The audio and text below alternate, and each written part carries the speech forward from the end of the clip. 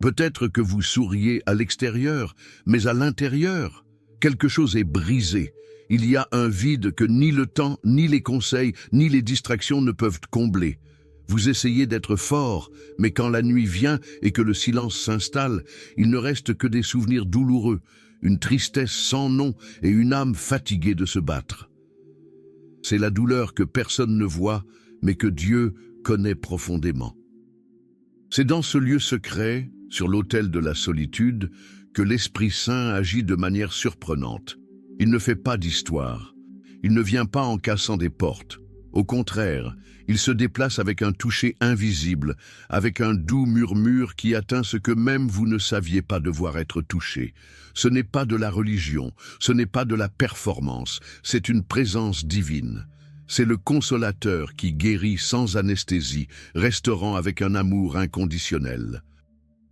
Si vous vous êtes déjà demandé pourquoi vous ressentez encore une oppression dans votre poitrine, même si vous assistez à des services et lisez la parole, peut-être que cette vidéo a été préparée spécialement pour vous. Parce qu'il y a des guérisons qui ne font pas de bruit, il y a des restaurations qui se produisent dans le secret, et il y a un processus profond qui se produit en ce moment même en vous, même s'il est imperceptible. Cette vidéo révélera quelque chose que vous recherchiez peut-être depuis longtemps. Restez jusqu'à la fin, car ce qui sera dit ici peut marquer un tournant dans votre vie spirituelle, et profitez-en. Si ce contenu vous a déjà touché d'une manière ou d'une autre, abonnez-vous à la chaîne dès maintenant, activez les notifications et commentez ci-dessous. Saint-Esprit, parle-moi. Partons ensemble dans ce voyage de guérison. Il y a des gens qui portent le monde sur leur dos avec le sourire aux lèvres. Ils semblent forts, confiants, voire spirituels. Mais à l'intérieur, il vit un deuil intérieur, une souffrance cachée que personne ne voit. L'âme est blessée, et le vide intérieur est devenu un compagnon silencieux. Cette douleur n'est pas criée, elle se cache derrière des emplois du temps chargés, des slogans et même des couplets mémorisés. Les blessures de l'âme, parce qu'elles sont invisibles, sont souvent ignorées même par ceux qui les portent. Les gens autour d'eux ne remarquent pas la tristesse sans explication, les pleurs cachés, la profonde solitude. Et quand ils essaient d'aider, ils offrent des conseils prêts à l'emploi, des prières hâtives ou des phrases comme « Tu dois être fort ». Mais la force sans guérison ne fait que pousser la douleur plus profondément. La recherche d'un soulagement, l'âme essaie de se distraire. Il court vers les relations, le travail, les réseaux sociaux, même les ministères. Mais rien de tout cela ne touche à ce qui est vraiment blessé. C'est comme mettre un pansement sur une plaie ouverte. Il y a des souvenirs douloureux qui ne cessent de saigner en silence. L'apparence peut tromper les hommes, mais Dieu voit au-delà de la surface. Peut-être en êtes-vous à ce point. Fatigué, fragmenté à l'intérieur, voulant comprendre pourquoi cela fait encore mal. Mais il y a une bonne nouvelle. L'Esprit Saint connaît chaque morceau brisé de votre intérieur. Il n'ignore pas la douleur, ni ne vous oblige à cacher vos cicatrices invisibles. Et c'est là que commence l'étape suivante du voyage. L'action silencieuse de l'Esprit Saint. Le Saint-Esprit ne force pas l'entrée. Il s'approche doucement, comme un vent léger qui touche l'âme sans tambour ni trompette. Contrairement à tout ce qui est bruyant dans ce monde, il attend la permission du cœur. Sa présence divine agit avec grâce et patience, dans le respect de la liberté de chacun. C'est dans l'espace de l'abandon qu'il commence son œuvre de guérison silencieuse. Il y a des parties de l'âme où personne n'est jamais entré, pas d'amis, pas de pasteur, pas de thérapeute. Mais l'Esprit Saint, avec son toucher invisible, atteint ces lieux cachés, brisés et même oubliés. Là, il ne se contente pas de visiter, il transforme.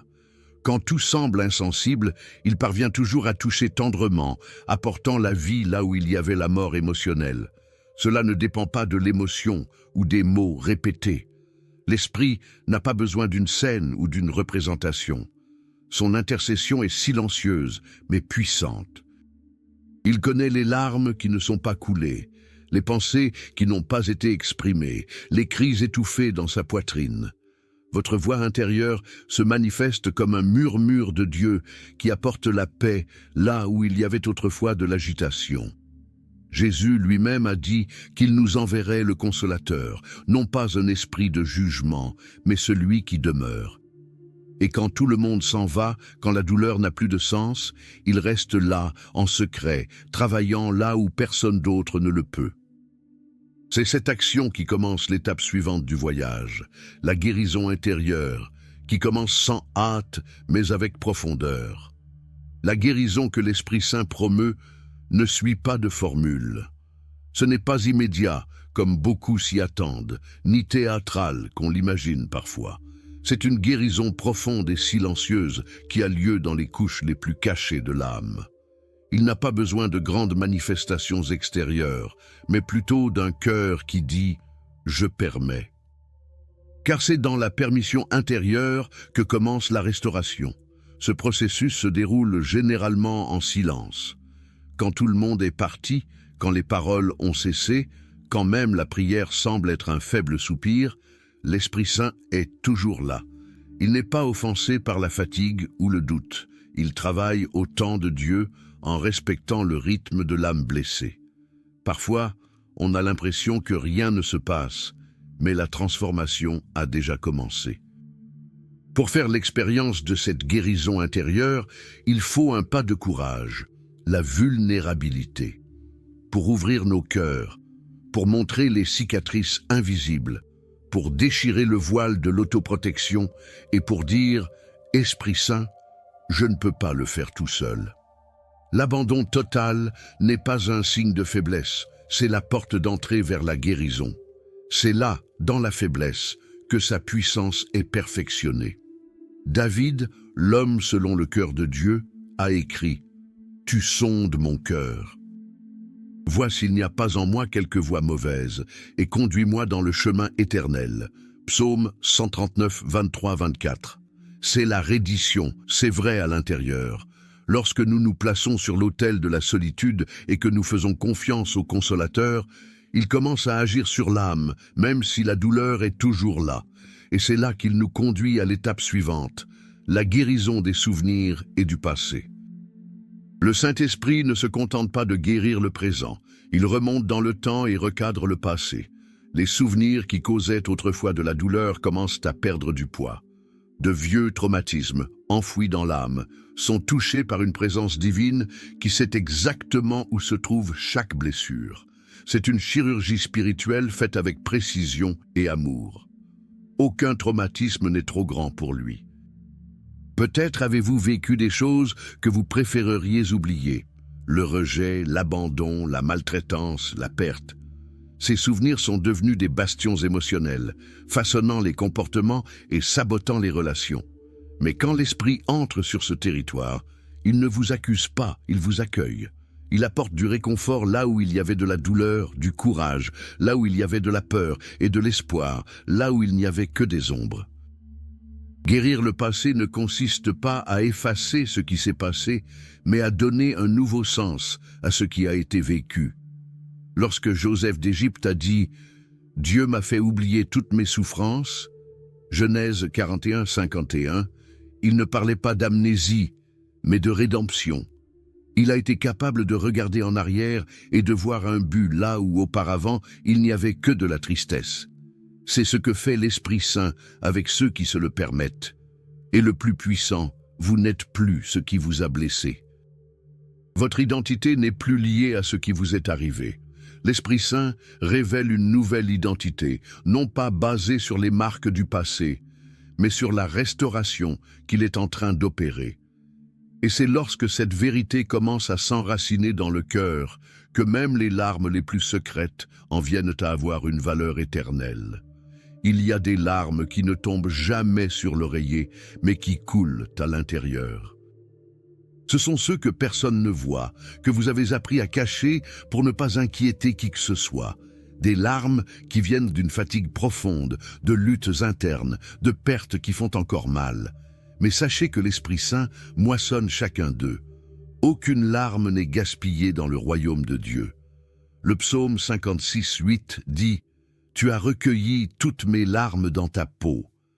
Cela signifie que même les pleurs les plus solitaires ont une valeur éternelle devant le Père. L'Esprit Saint ne méprise pas les pleurs cachés. Il n'apporte pas de phrases toutes faites ou de réponses rapides. Il apporte de la présence, une présence qui console, qui embrasse sans mots, qui comprend ce que personne d'autre ne comprend. Et c'est dans cet accueil que commence la guérison. Il transforme la douleur en force, les pleurs en prière, les gémissements en intercession. Il y a un moment où vous ne pouvez même pas prier, mais l'Esprit intercède avec des gémissements qui ne peuvent pas être exprimés. Romains 8, 26. Il communique avec le ciel à travers ce que votre cœur ressent, même si vous ne savez pas comment l'expliquer. Donc, si vous avez pleuré seul, sachez que vous n'êtes pas seul. Le Consolateur est avec vous. Et quand les paroles humaines manquent, c'est lui qui murmure la direction, la paix et la restauration. Ce qui semblait n'être que de la douleur est en fait traduit par lui devant le Père, et ce murmure, doux et puissant, est ce qui mène à l'étape suivante. Quand le conseil échoue, l'Esprit murmure. Il y a des moments où tous les conseils semblent échouer. Peu importe à quel point les gens sont bien intentionnés, les mots n'entrent pas. C'est comme si le cœur était verrouillé, ou que les douleurs étaient trop grandes pour être atteintes par des explications humaines. C'est là, dans ce lieu même de silence et de confusion, que l'Esprit Saint commence à parler, et il ne parle pas en criant, il chuchote. Le murmure de l'Esprit est comme une brise douce qui apporte la paix sans faire de bruit. Il parle intérieurement, là où seul Dieu a accès. Quand on ne sait pas où aller, il est le guide spirituel qui montre le chemin avec une légèreté que seul le ciel connaît. C'est la voix intérieure qui vient charger de paix qui dépasse toute compréhension, même au milieu du chaos. C'est ce qu'a vécu le prophète Élie. Après avoir fait face à une grande bataille spirituelle, il s'est caché dans une grotte, épuisé émotionnellement. Dieu ne lui a pas parlé dans le vent fort, ni dans le tremblement de terre, ni dans le feu, mais dans un petit murmure. 1 Roi 19, 11, 12. C'est ainsi que l'Esprit Saint nous trouve, lorsque le bruit cesse et qu'il ne reste que l'attente silencieuse. Alors, si aujourd'hui vous avez l'impression que personne ne comprend, que tous les conseils sont devenus un écho vide, arrêtez. Silence. Rendez-vous dans votre lieu secret. Lisez la parole, fermez les yeux et dites « Parle, Esprit Saint ». Il est peut-être déjà en train de parler, attendant simplement que vous l'écoutiez. Et ce qu'il dit apporte la vie, l'acceptation et l'amour inconditionnel, parce que contrairement aux hommes, l'Esprit ne juge pas, il accueille. Le Saint-Esprit ne vient pas en montrant les erreurs, ni en exigeant la perfection. Il arrive à bras ouverts, comme un père qui court à la rencontre de son fils blessé. L'accueil est l'une des marques de fabrique de Consolador. Quand tout le monde autour regarde avec jugement, il regarde avec compassion. Quand la honte pèse lourd, il répond par un amour inconditionnel. Il ne vient pas pour accuser, il vient pour restaurer. Vous vous souvenez du fils prodigue? Il est revenu sale, brisé, honteux. Mais le père a couru à sa rencontre, l'a serré dans ses bras, l'a embrassé et lui a rendu son identité. Luc 15, 20, 24. Tel est l'Esprit. Il n'attend pas que vous vous nettoyiez pour ensuite vous rapprocher, il s'approche pour vous nettoyer. Il entre au milieu du désordre intérieur et transforme tout avec présence et tendresse. Peu importe ce qu'ils vous ont fait ou ce que vous avez fait. Le Saint-Esprit n'a pas besoin d'un programme spirituel ou d'accomplissements émotionnels. Il accueille ceux qui sont brisés, perdus, qui essaient de recommencer. Il sait que derrière la chute, il y a une histoire et que derrière le péché, il y a une blessure. Et c'est exactement là qu'il touche, non pas avec lourdeur, mais avec légèreté. Donc, si vous vous êtes caché en pensant que vous n'êtes pas digne, comprenez, l'Esprit n'est pas après votre performance, mais votre permission. Il veut accéder à votre moi intérieur, non pas pour juger, mais pour guérir. Parce qu'il y a des douleurs qui viennent de loin, des histoires de famille. Et c'est précisément là qu'il agit aussi, dans les blessures héréditaires et dans la guérison générationnelle. Il y a des douleurs qui n'ont pas commencé en vous. Ils ont été transmis comme un héritage silencieux, des cycles de rejet, d'abandon, de traumatismes émotionnels, d'addiction et de peur qui se répètent génération après génération. Souvent, tu ne comprends même pas pourquoi tu ressens ce que tu ressens, mais c'est le Saint-Esprit qui te comprend. Il révèle que certaines blessures sont générationnelles et qu'il est venu pour briser ces cycles. Dieu est un expert dans l'art de commencer de nouvelles histoires. Dans Exode 20, 5, 6, nous voyons que les conséquences des péchés peuvent atteindre des générations, mais nous lisons aussi que sa miséricorde atteint des milliers de ceux qui l'aiment. Le Saint-Esprit agit comme un chirurgien spirituel, traitant non seulement vos douleurs, mais aussi les racines cachées qui proviennent de vos parents, grands-parents et ancêtres. Ce type de guérison commence par le discernement et l'abandon. L'Esprit révèle, avec amour, ce qu'il faut affronter. Il met en lumière des pactes émotionnels, des schémas destructeurs, des mots maudits prononcés dans le passé, et rompre, au nom de Jésus, tout lien qui lie encore son âme. Il ne vous restera pas seulement, mais il générera la liberté pour ceux qui viendront après vous.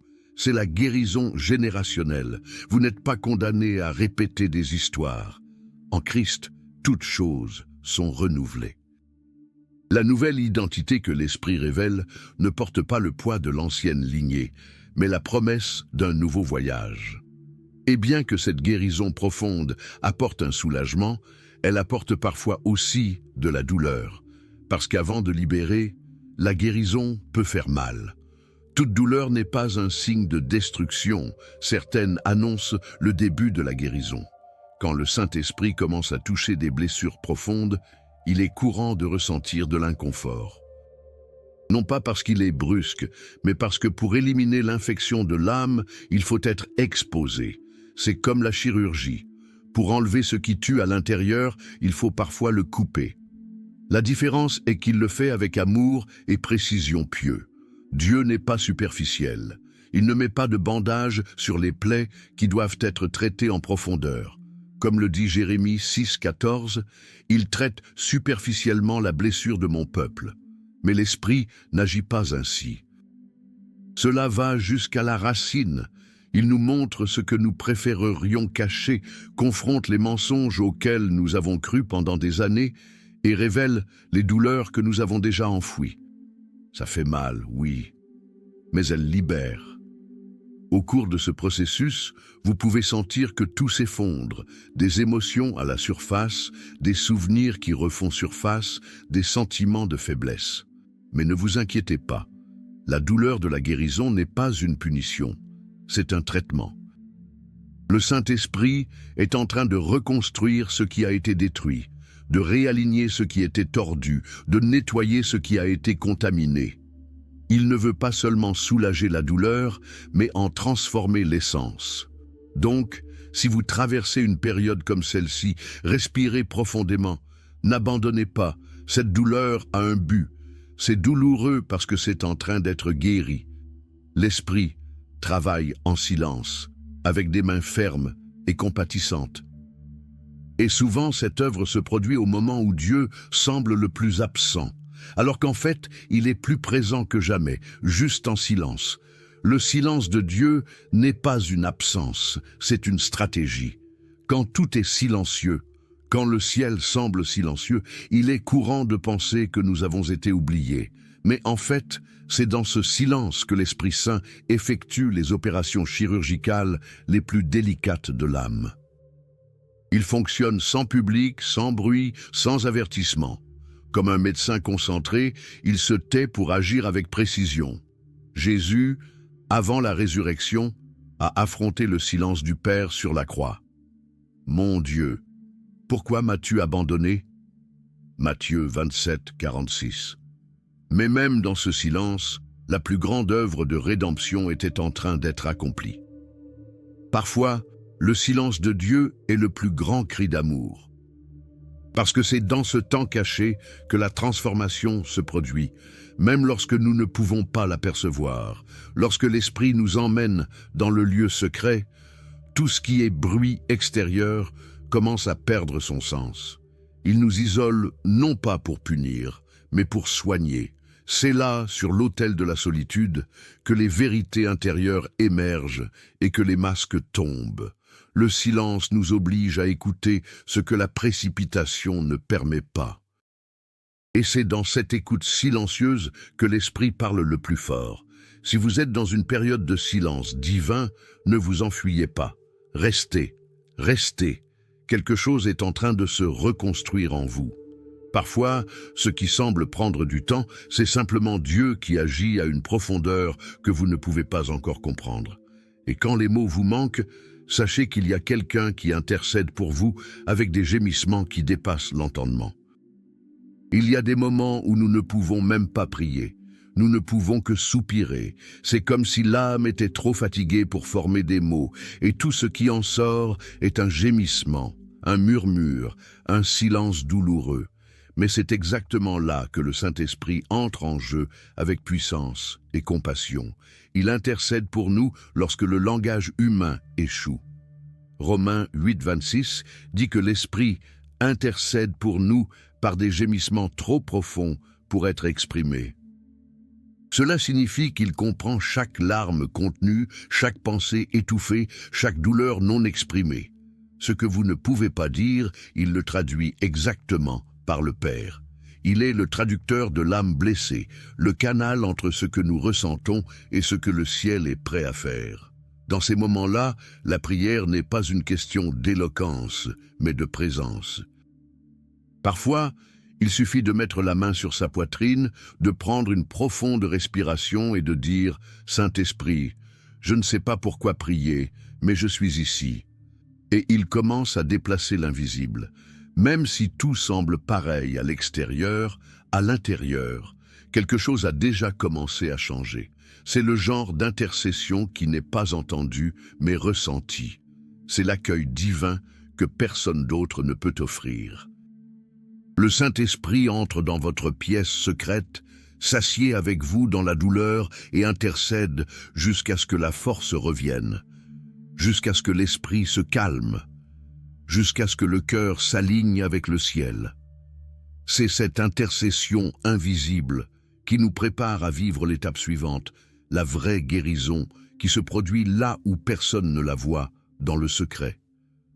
L'œuvre la plus profonde de l'Esprit Saint ne se réalise pas face aux applaudissements, mais dans le silence du secret.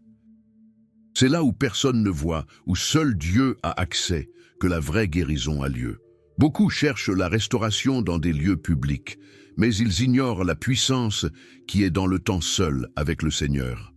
C'est là, dans l'intimité spirituelle, que l'âme commence à être restaurée de l'intérieur. Jésus nous l'a enseigné. Mais toi, quand tu pries, rentre dans ta chambre, et quand tu as fermé la porte, prie ton Père qui voit dans le secret. Matthieu 6,6. Ce que Dieu fait en secret a des fruits visibles au bon moment. Espírito Santo n'a pas besoin d'une scène. Il choisit le cœur soumis, l'autel de la solitude, l'espace où se trouve la vérité intérieure. C'est là qu'il travaille avec une précision chirurgicale. Dans la précipitation de la vie, beaucoup négligent cet endroit, mais l'Esprit insiste pour nous rappeler. Il nous invite à nous arrêter, à nous taire et à être simplement avec lui. C'est dans cet environnement que les souvenirs sont resignifiés, que les blessures guérissent et que de nouvelles visions naissent.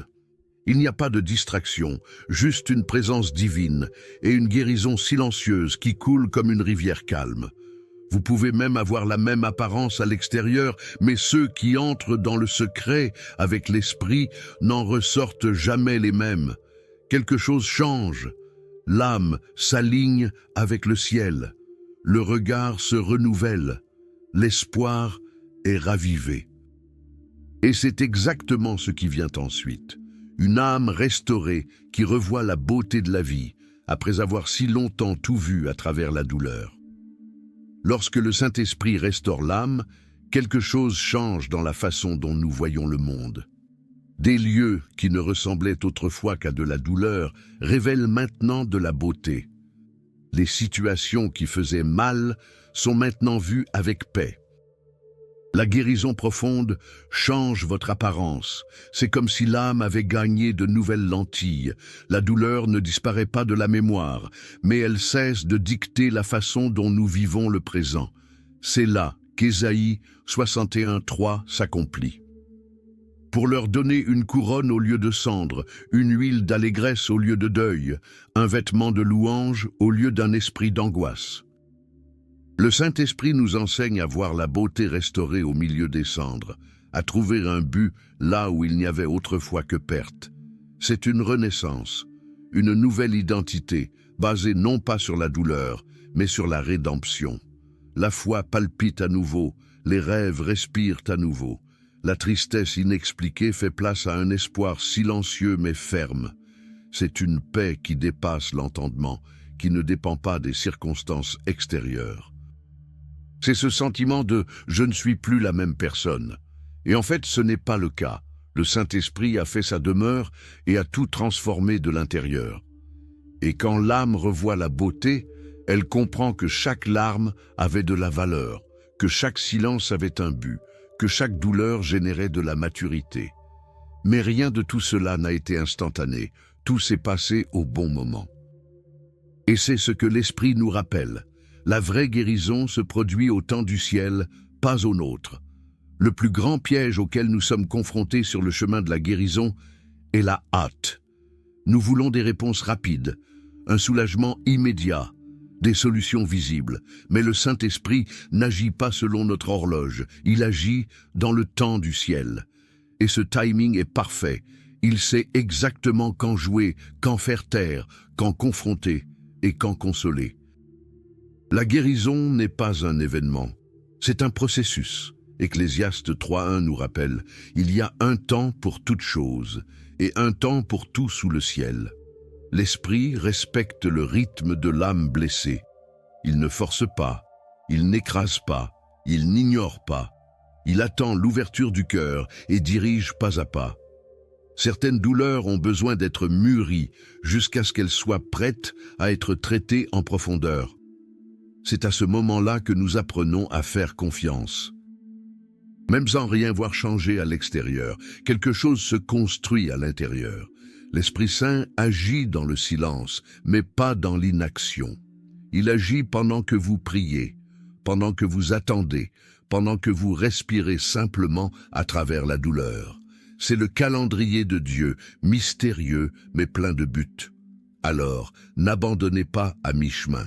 Si cela fait encore mal aujourd'hui, cela ne signifie pas que la guérison n'est pas au rendez-vous. Parfois, ce qui semble prendre du temps n'est que le soin de Dieu de construire quelque chose de solide, d'éternel et d'irréversible. Et quand le silence semble crier, rappelez-vous, même ce silence a une voix, et il annonce que la transformation est plus proche qu'il n'y paraît. Le silence de Dieu, si souvent confondu avec l'abandon, est en réalité un cri d'amour et de sollicitude. Il est difficile de comprendre cela lorsque l'âme crie pour obtenir des réponses, mais le Saint-Esprit sait exactement ce qu'elle fait. Ce qui semblait être une absence était en fait une opération spirituelle qui se déroulait en secret. Dieu n'était pas loin, il était à l'œuvre. Jésus s'est tu devant Pilate, devant les accusations, devant la croix. Le plus grand miracle de l'histoire, le salut de l'humanité, a eu lieu entre le silence du ciel et le chaos apparent de la terre. Il en est de même pour notre âme. Le Saint-Esprit opère la restauration dans l'invisible, même lorsque tout à l'extérieur semble identique ou même pire. Ce silence est porteur de présence. Chargez la réponse. Il est porteur de transformation. Parce que l'œuvre de Dieu ne commence pas toujours par le bruit, mais elle se termine toujours par la gloire. Le Saint-Esprit est un expert dans l'œuvre, dans ce qui est caché, dans la formation du cœur, dans le renforcement de la foi, dans l'enseignement de dépendre de Dieu au-dessus des émotions. Et quand nous entendons enfin à nouveau sa voix, nous sommes prêts à la recevoir d'une manière mature. Donc, si aujourd'hui vous êtes dans un moment calme, célébrez. Oui, célébrez. Parce que peut-être ce silence est-il l'annonce que quelque chose de puissant est en train de naître en vous. une âme nouvelle. Un look restauré, un but révélé. Dieu vous guérit, même si vous ne vous en rendez pas encore compte. Maintenant que vous avez traversé ce voyage, arrêtez-vous un instant et regardez à l'intérieur de vous-même. Qu'est-ce que le Saint-Esprit vous a montré aujourd'hui? Quelles sont les zones encore blessées, en attente de guérison? Quel silence avez-vous vécu?